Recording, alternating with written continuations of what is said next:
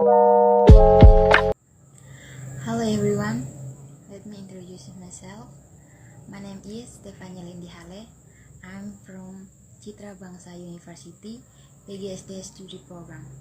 Here, I'm discussing 8 methods of learning English.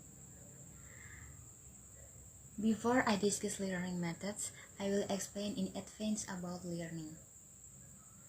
Jadi, pembelajaran itu adalah suatu proses belajar mengajar yang merupakan keterpaduan antar kegiatan guru sebagai pengajar dan siswa sebagai pelajar sehingga terjadi saling interaksi keduanya dalam situasi instruksional yang bersifat pengajaran. Jadi, ada 8 metode yang digunakan dalam English learning yang inovatif untuk anak usia dini. The number 1, Grammar Translation Method. Grammar Translation Method merupakan suatu metode pembelajaran bahasa yang menekankan pada kosakata dan tata bahasa. Jadi, dalam metode ini, guru tidak sepenuhnya mengajar atau menggunakan bahasa Inggris, tetapi menerjemahkannya juga ke dalam bahasa ibu. Ketika kegiatan pembelajaran siswa akan diminta untuk melakukan kegiatan menulis seperti menerjemahkan, membaca, mengisi kata-kata yang hilang, menuliskan persamaan atau lawan kata, dan juga melafalkan pola tata bahasa dalam bahasa Inggris. Dan ada beberapa siswa yang sering bertanya ketika ada materi yang mereka tidak pahami. Jadi mereka boleh bertanya menggunakan bahasa Indonesia dan bisa juga menggunakan bahasa Inggris. Sehingga setelah proses pembelajaran dengan menggunakan Grammar Translation Method, diharapkan kemampuan writing and reading siswa akan meningkat. Jadi dapat disimpulkan bahwa metode ini adalah metode yang fokus untuk meningkatkan skill menulis dan membaca para siswa. Number 2, Direct Method. Direct Method muncul sebagai respon terhadap penggunaan Grammar Translation Method. So, Direct Method bertujuan untuk mengajarkan siswa untuk menggunakan bahasa target secara langsung.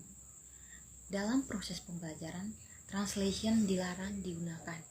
Jadi dalam metode ini, siswa dalam proses pembelajarannya menggunakan bahasa target yaitu bahasa Inggris dalam proses pembelajaran yang mereka ikuti. Proses pembelajaran dengan direct method, guru menyuruh siswa untuk membaca nyaring teks yang diberikan. Kemudian guru memberikan question dalam bahasa target dan siswa menjawab question tersebut dalam bahasa target juga. Direct method lebih menekankan pada speaking dan listening dan menekankan juga pada speaking dan kosakata atau vocabulary. Selama proses pengajaran dapat digunakan media pembelajaran seperti gambar. Number 3, the audio-lingual method. Istilah audiolingualisme pertama-tama dikemukakan oleh Profesor Nelson Brooks pada tahun 1964. Metode ini menyatakan diri sebagai metode yang paling efektif dan efisien dalam pembelajaran bahasa asing dan mengklaim sebagai metode yang telah mengubah pembelajaran bahasa dari hanya sebuah kiat ke sebuah ilmu. Dasar pemikiran audiolingualisme method mengenai bahasa, pengajaran dan pembelajaran bahasa adalah sebagai berikut. The number 1, bahasa adalah lisan, bukan tulisan. Yang kedua, bahasa adalah seperangkat kebiasaan. Yang ketiga, ajaran bahasa dan bukan tentang bahasa. Yang keempat, bahasa adalah seperti yang diucapkan oleh penutur asli. Yang kelima, bahasa satu dengan yang lainnya itu berbeda.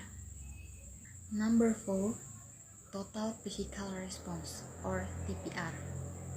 Metode TPR merupakan suatu metode yang menyatakan bahwa belajar suatu bahasa asing harus dilakukan secara alamiah menyerupai proses belajar bahasa ibu atau bahasa Indonesia. TPR merupakan salah satu teknik dalam tahap-tahap awal mengajarkan bahasa Inggris. Dalam TPR, siswa merespon kalimat-kalimat yang diucapkan dan hanya memberikan respon secara fisik. So, in TPR method, saya akan memberikan 2 contoh kalimat perintah. yaitu yang pertama, seperti guru memberikan perintah touch your nose, yang artinya sentuhlah hidung kamu. Maka siswa akan memberikan respon fisik dengan menyentuh hidung mereka. Contoh yang kedua, guru memberikan perintah seperti sit down please, yang artinya silakan berdiri. Maka siswa akan merespon perintah tersebut dengan berdiri. Number 5, the silent way method. Menurut Caleb Getiegno mengatakan bahwa mengajar berarti memfasilitasi proses pengajaran. Hal ini berarti the silent way method merupakan bagian student center yang dimana siswa lebih berperan aktif di dalam kelas dibandingkan guru. Dalam proses belajar, guru lebih banyak diam untuk memberikan kesempatan kepada siswa untuk lebih mengembangkan kesempatan berpikirnya dibandingkan hanya menunggu penjelasan dari guru. Number 6, Suggestopedia Method. Dalam mengaplikasikan model pembelajaran ini, ruang kelas ditata sedemikian rupa sehingga berbeda dengan kelas biasa. Siswa duduk di kursi dalam bentuk setengah lingkaran dengan penerangan remang-remang. Beberapa poster atau gambar yang berhubungan dengan materi dipasang di tembok. Lalu guru memutar musik, kemudian mengarahkan pembelajar untuk rileks dengan cara menarik napas panjang. Selanjutnya, guru mengajak pelajar berimajinasi tentang materi yang sedang mereka pelajari. Dan ketika mereka membuka mata, mereka akan bermain peran. Setelah itu, guru membaca sambil memperdengarkan musik. Jadi dalam metode ini hampir sama dengan kalau teman-teman mengikuti kegiatan scout or pramuka, maka dalam puncak acara, dalam kemah pramuka itu akan ada renungan. Jadi metode pembelajaran ini menurut saya hampir sama dengan kegiatan pramuka yang mungkin teman-teman juga pernah ikuti. Number 7, Community Language Learning. Charles Curran percaya bahwa jika siswa merasa tenang, maka siswa dapat meraih hasil yang maksimal dalam belajar. Oleh karena itu, guru harus mampu membentuk komunitas belajar yang dapat membantu siswa mengatasi permasalahan-permasalahan yang sedang dihadapi.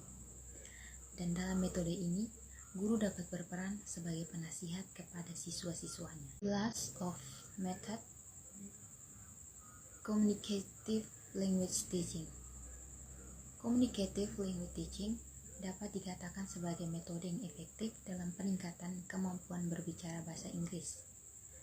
Metode pengajaran ini juga mampu memberikan pemahaman yang lebih dalam terhadap kesesuaian makna percakapan bahasa Inggris dengan konteks dan fungsi penggunaan percakapan sehari-hari. Metode ini bertujuan untuk menjadikan kompetensi komunikatif sebagai tujuan pengajaran bahasa dan untuk mengembangkan teknik-teknik dan prosedur pengajaran keterampilan bahasa yang didasarkan atas aspek saling bergantung antar bahasa dan komunikasi. That's my discussion about 8 methods of learning English.